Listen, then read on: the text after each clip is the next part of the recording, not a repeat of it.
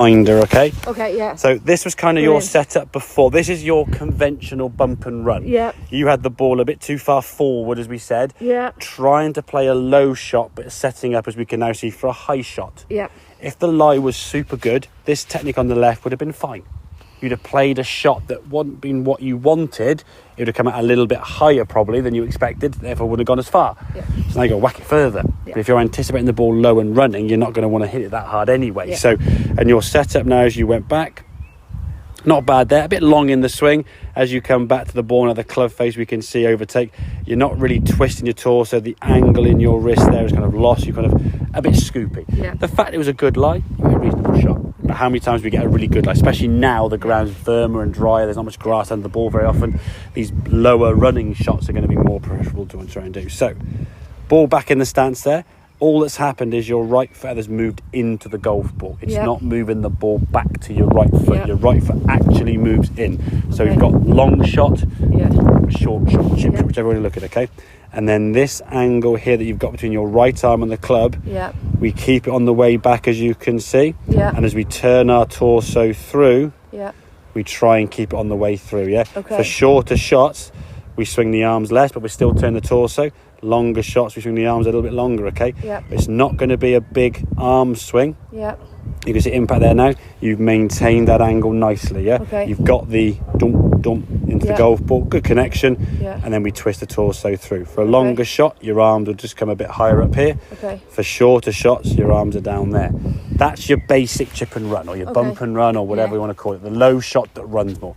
If you want to hit a shot, it goes up your left nostril, so it kind of does that, Some things need to be in your favour. Number one, you did a really good lie. Number two, you've got to be confident you can play the shot, having done it in practice. You can't just I'll go on the first day and try it. Happy days. It's got to be something you've done out here in practice, so you know what it's going to do.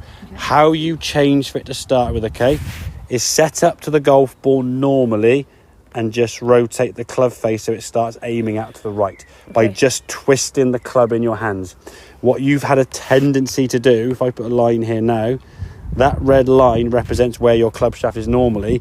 When you try to twist the club, you move the shaft back here and over there. You mean sort of going and moving this way, okay? Think of it this, if I point the club shaft towards you, the club now is aiming straight towards your head. That club face is twisting that way. It's not doing that movement, okay? We're not moving the shaft or the handle, we're rotating the head to add more loft. Try that to start with, see where the shots go, do you get a bit more height? If they start going a little bit to the right, you can then just move your body around the circle to aim everything a little bit left of target, while the club now, when it sits down, goes towards target. When you want to get a bit more advanced, we would lower the handle, and that would change the club face even more to go a bit straighter, okay? Try some sort of longer grass over there, but it really sits up. And you see how much almost you can go underneath the ball in some ways. The instinct when you want the high shot is to try and lift the ball, or you slide under the ball, okay?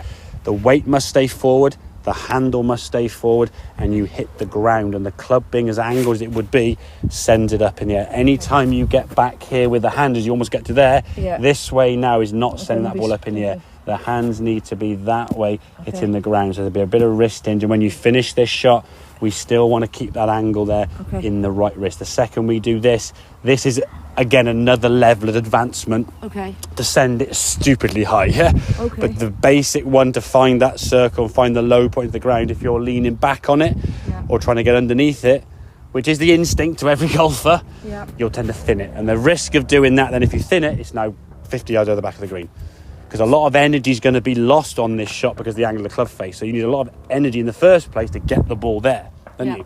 So if you thin it, all that energy is just it's gone. Does that make sense? So Happy with that? Then? Okay, go on. Because I'm leaning. I would say 9 times out of 10 you thin it, because either you've moved the handle back in your stance, so the handle of the club points more towards your right hip or your right thigh, and or you've leant back, and or the ball has got too far forward possibly, and or the ground, the lie wasn't good enough, or all of the above.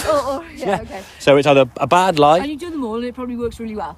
Exactly, a bad lie, a bad setup in terms of hand position, a bad swing in terms of weight position, okay? Needs to be a good lie, good hand position, left thigh, good weight position, left leg. Everything's left, and we're hitting the ground, the club popped up in the air. All right? Okay, perfect. Good stuff.